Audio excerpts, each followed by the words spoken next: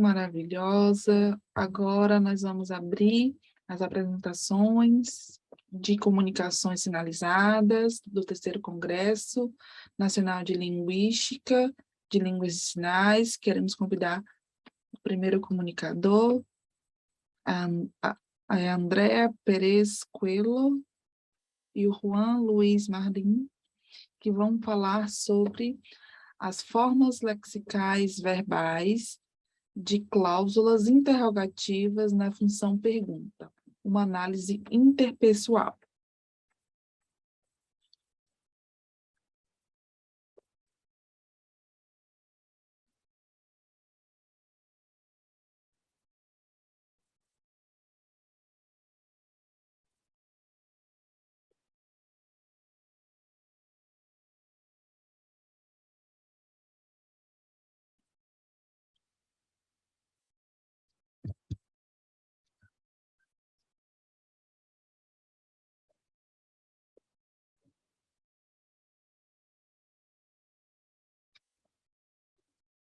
Olá, nós dois viemos de onde?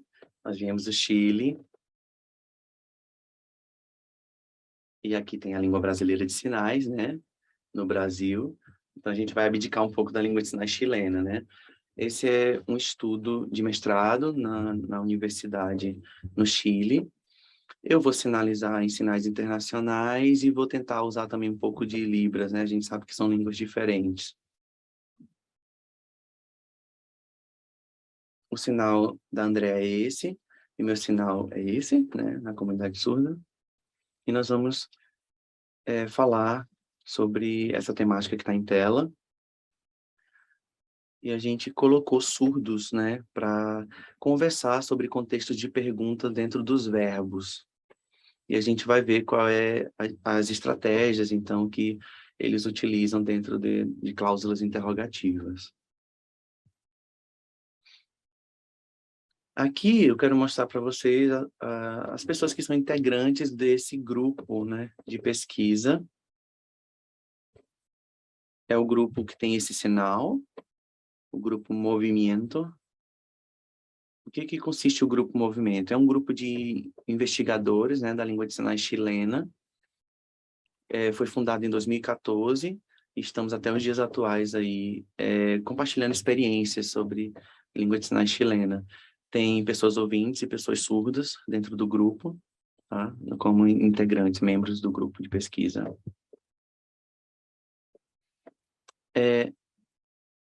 A nossa pesquisa, ela tem o quadro teórico, nós estamos investigando as cláusulas interrogativas, mas dentro de que perspectiva teórica? Pode passar. A gente pensa as cláusulas interrogativas dentro de um contexto interpessoal, né, no contexto discursivo, ou seja, como são os verbos que as pessoas vão produzir dentro desses jogos, 3 tipos principalmente. Então, primeiro eu queria mostrar algumas características das línguas de sinais chilenas que são comuns também a outras línguas de sinais de outros países, né? Traços que são mais ou menos universais. A gente sabe que as línguas de sinais têm diferença. Então, por exemplo, as línguas orais auditivas e as línguas de sinais são línguas de diferentes modalidades, né? Porque exploram o espaço. As palavras em língua oral também exploram muito mais a simultaneidade, né? Na língua de sinais a gente tem muito mais o aspecto tridimensional. A língua é como uma língua 3D, né? Então você tem ali o plano, tem o fundo, né? Tem noções de profundidade, distância. E a língua também vai ter distintos tipos de verbos, né? A gente vai ter também classificadores, uso de classificadores. Também a gente vai ter a estratégia do role shift, né, que é a incorporação dos referentes. E a gente também tem a direção do olhar, marcando várias relações, né, dentro da gramática. Assim como o uso de marcadores não manuais, né? A gente sabe que a língua de sinais não se constitui só de sinais manuais, mas também de traços não manuais. Tem um pesquisador das línguas de sinais chilena, que vocês podem ver ali abaixo, na fonte, né? Vamos passar.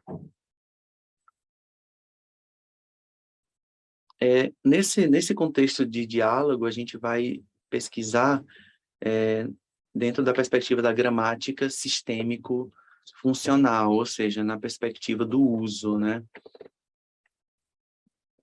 Então, a gente vai ver quais são os critérios e se eles são aplicáveis, né, para as línguas de sinais nesses contextos de uso.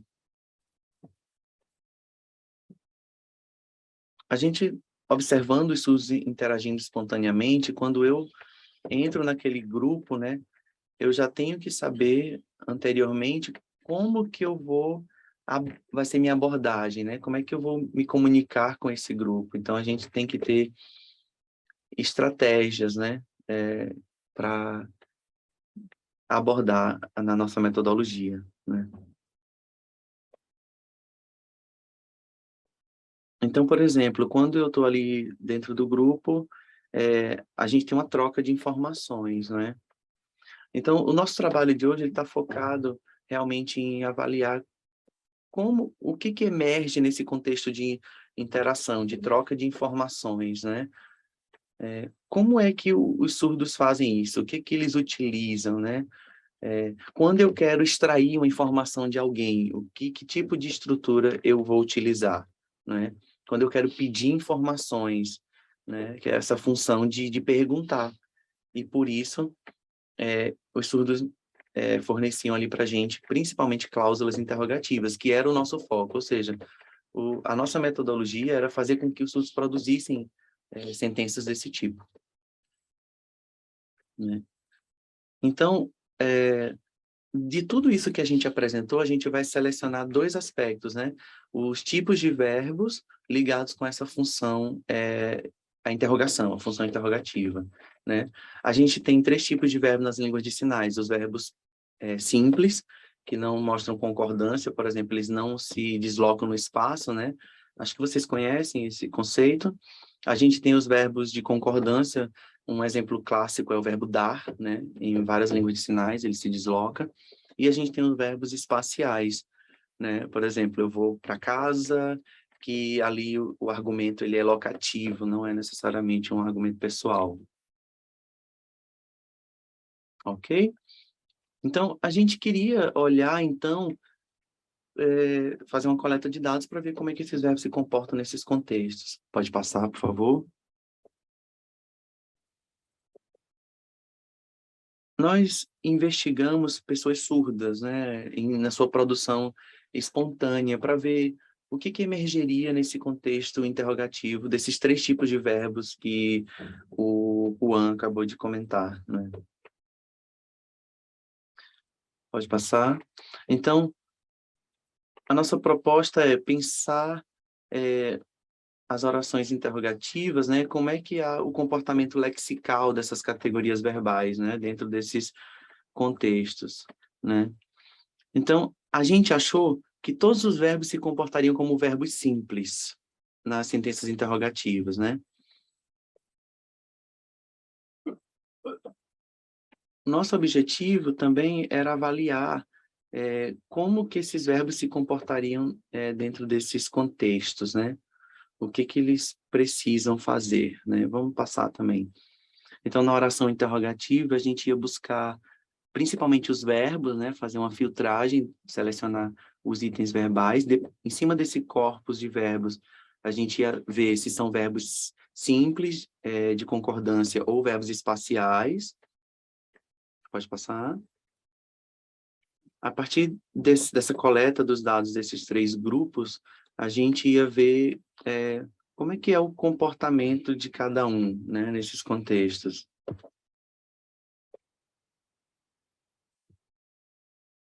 Então, como é que foi construído esse corpus? Vamos lá, vou explicar para vocês. Vocês estão vendo na imagem, ela é à direita do telão, tem algumas imagens, a gente ficou pensando muito tempo, como é que a gente vai elicitar perguntas, né? Então, a gente colocou pessoas surdas de nascença, né, que usam a língua de sinais ao longo de toda a vida, né? Selecionamos esses participantes para nossa tarefa e queria que eles um contexto em que eles precisassem pedir informação. Então, a gente fez um jogo, uma brincadeira, né? Um jogo de adivinhação.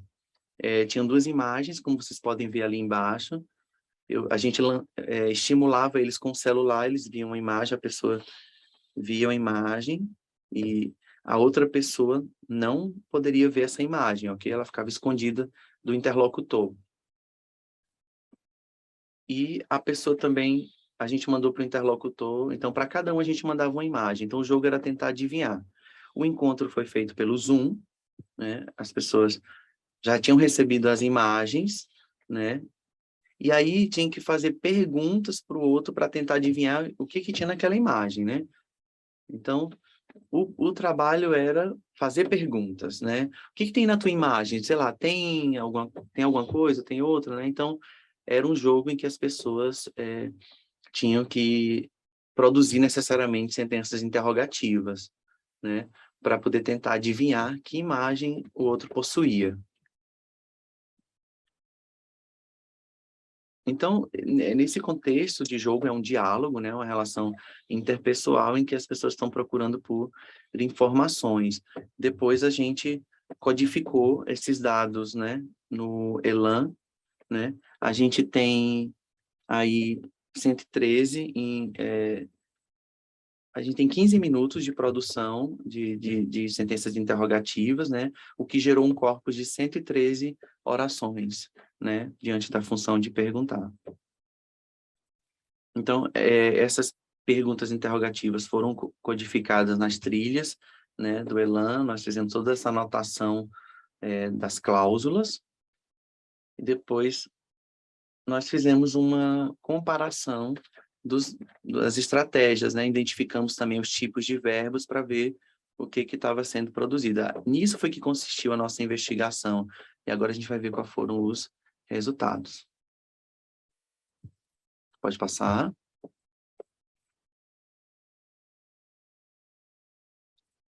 Os resultados disso que a Andrea acabou de mencionar, eu vou mostrar para vocês. Então, são 113 orações interrogativas com vários tipos de verbos, né? Quando nós fomos fazer a seleção, tinha alguns verbos que tivemos que excluir 6 ocorrências, o que resultou em 107 tokens, né, no final. Então, vocês lembram, né? Vocês viram que a gente ficou... A nossa hipótese é que todos os verbos se comportariam da mesma forma, né? Mas o que a gente está vendo aí nos resultados? Que 31 formas foram sem concordância, simples, 3 direcionais e 2 espaciais. Então, vocês estão vendo que o número de 107, né, orações interrogativas, o maior número não é, na verdade, de verbos, tipo de verbo, mas são de orações copulativas, ou seja, são 73 ocorrências de cópula, né? O que isso indica para a gente? Ou seja, a cópula é que o verbo não está presente, ou seja, tinha mais orações em que o verbo não estava. Então, vamos tentar explicar por que isso está ocorrendo. Então, na primeira imagem, vocês estão vendo, né, que na língua de sinais brasileira tem também o sinal de ter, né? E na língua de sinais chilena é assim, no canto da boca. Então, no contexto interrogativo, ó, vocês estão vendo ali, não tem, por exemplo, a pessoa dizia assim, tem quantos anos, mais ou menos, a idade média, né? Ou seja, ela omitia o sinal de ter e colocava só o sinal de mais ou menos, né? Então, isso indica, né, que o verbo, muitas vezes sendo um verbo simples, ele pode ocorrer uma alteração e tornar um verbo direcional, porque a pessoa direcionava, né? Ou seja, em busca dessas relações, as marcas que aparecem no verbo, né? Então, isso depende muito da negociação entre os interlocutores ali na tarefa também. Então, a gente está vendo que os verbos exibem certa flexibilidade. Por exemplo, haver, né? O verbo haver, na língua de sinais chilena é dessa forma, né? Em sinais internacionais é ter. Então, no momento de interação, não precisava, né? A pessoa omitia o sinal haver. Então, se perguntava se tinha animal, não precisava usar o verbo haver. ia direto para o sinal de animal, né? O que gerava uma cópula, né? E isso estava ligado às expressões, principalmente, às marcas não manuais. E esses resultados são muito interessantes, né? A gente ficou pensando, por que tantas cópulas, né? E a gente ficou pensando sobre as questões de mobilidade lexical, ou seja, o fato de que uma categoria pode transitar também e exibir comportamentos de outras categorias. Elas não são categorias estanques, elas podem se movimentar para outros grupos, né? Então, a gente está vendo ali em cima, né? Na língua de sinais chilena, né? Tem uma certa mobilidade, principalmente nesse contexto de jogo, né? Quando a gente está num momento de lazer, né? Nesse contexto de pergunta. Então, esse gênero, ele influencia, sim, nas escolhas gramaticais, né? Então, por exemplo, quando a gente faz uma pergunta para pessoas sobre jogos, né? No contexto de jogo, os verbos que eram sem concordância, né? Os verbos simples, eles aparentemente migram para outras categorias. Isso é bastante interessante. Na língua de sinais, a gente sabe que tudo é marcado no espaço, na forma visual, a gente pode usar as duas mãos com outros articuladores para nos dar informação, mas, por favor, volta no outro exemplo, um antes, por favor. Né? Eu esqueci de falar uma coisa aqui, né? Daquele lado de lá, vocês estão vendo que a gente tem duas classificações, né? A gente tem o núcleo modal, né? Que é onde está o verbo, né? Que vai mostrar as relações, por exemplo, de tempo, né, de modo, né, se é no passado, se é futuro, e a gente vai ter a outra parte que a gente chama de resíduo, né? O resíduo é um significado complementar, é onde estão os complementos, os adjuntos, né? Então, essas duas partes na pergunta interrogativa é o que vai compor essa nossa análise. Então, por exemplo, muitas vezes o resíduo aparece dentro do núcleo nominal, nas línguas de sinais, ou o núcleo nominal com os resíduos.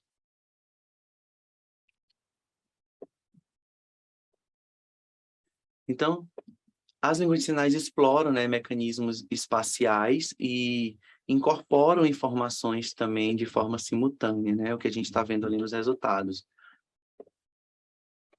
Então, por exemplo, nesse sinal, o que era, né? São três pessoas, né? Ela queria dizer que eram três pessoas, ou seja, era um homem, uma mulher. Quantas pessoas são, né? Então, sim, homem, mulher, tinha dois. Então, a sinalização é exatamente essa. Três, né? Então, o que que isso significava? O verbo ser está omitido, mas você sabe que são três homens e são três mulheres, né? Mas o sinal é três. A pessoa não faz o verbo ser, né? Então, três, e eu já sei que está ligado aos referentes homem e mulher, né? E ela podia usar também um sinal como quantos, e aí estaria omitido também a noção de que estaria incorporado, na verdade, a noção de quantos são, mas o verbo ser não estava realizado fonologicamente. Então, nós analisamos todas essas sentenças interrogativas e a gente viu que as marcas não manuais aparecem muito fortemente dentro desses contextos, marcando essas relações lexicais, né? E aí, eles fornecem informações importantes, entendeu? Sobre o estado das coisas, né? Nas imagens. A gente tem o verbo dizer, né? Em português, na língua de sinais chilena, é nessa forma. Você me diz, eu digo para ela, é um verbo que exibe concordância, mas na pergunta, as pessoas usavam, por exemplo, só essa apontação para a boca, né? Mudavam, né? Havia uma certa mudança lexical, né? Por exemplo, o sinal de mas, né? A pessoa fazia no mouthing, né? O mas. Então, tem mais, né? Perguntava, tem mais, né? Então, aparecia bastante Malfins também nessa situação de produção, ou seja, era um contexto em que muitas informações eram incorporadas dentro de um sinal. Para concluir, a primeira conclusão é que dentro dessas formas lexicais ligadas às cláusulas interrogativas, a gente viu que tem os 3 tipos de verbos, mas as ocorrências maiores é de que esses verbos mudem de categoria durante essa produção, né? Não como a gente esperava, que todos iam se comportar assim em concordância. A segunda conclusão é que não aparecia necessariamente os 3 tipos de verbos, mas eram mais verbos em cópula. E as marcas não manuais ajudavam a gente compreender, né, qual era a relação que está ali, se era uma sentença estativa, estado de coisas, o que estava sendo codificado ali na língua de sinais. Então, a marca não manual ela tinha um papel super preponderante nesse sentido. A terceira conclusão, ela está relacionada. A gente sabe que esses 2 últimos anos a gente passou pelo contexto pandêmico, no qual a gente não poderia realizar investigações presenciais. Então, a plataforma Zoom ela pode reduzir um pouco essas estratégias interpessoais, né? Pode ser que, se a gente realizar essa tarefa presencialmente, ela mude um pouco, né, o seu caráter, né? As produções lexicais também, né? A tecnologia, ela ajudou a gente nesse sentido. A gente também quer aprofundar, né, o conhecimento sobre essa questão dos verbos dentro dos contextos interrogativos. A gente fez essa pesquisa nesse contexto interpessoal, mas a gente precisa coletar dados com mais participantes surdos, né, com outros perfis, né, continuar essa investigação para ver realmente o que ocorre, se esses achados eles são válidos, né, para a língua de sinais, ou eles podem ser expandidos para outras línguas de sinais também, né? Pode passar. Essas são nossas referências. A André me ajudou bastante com essa pesquisa, né, com foco na língua de sinais e também com as bases sociolinguísticas, né, com as referências na área de sociolinguística. Muito obrigado a todos.